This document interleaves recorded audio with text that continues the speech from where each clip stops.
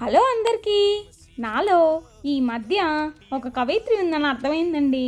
ఇంతకీ అదేంటో మీరు కూడా విని తరించండి. మరి కొందరు పుట్టుకతోనే మెదడు పూర్తిగా వికసించక పిచ్చివారిలాగా ప్రవర్తిస్తారు. మరికొందరు మాత్రం వారి జీవితాల్లో ఎదురైన ప్రాబ్లమ్స్ వల్ల నెమ్మదిగా పిచ్చివారు అవుతారండి. ఇది ఈ మధ్య నాకు అర్థమైంది. అలాంటి వారు ఎవరికి హాని చేయరు, కానీ ఈ విశ్వంలో తమకంటే సంతోషంగా ఎవరు లేనట్లుగా ప్రవర్తిస్తారండి. అయితే వారి నవ్వుల వెనుక మోయలేనంత భారము, బాధ ఉన్నాయని అర్థం. అందుకే ఈ భారాలు మనకెందుకని హార్డ్ వాటర్లో దూకేశానండి. ఇంతకీ ఎవరి గురించి చెప్తున్నాను అనుకుంటున్నారు? అదేనండి, ఈ కోడి గురించే.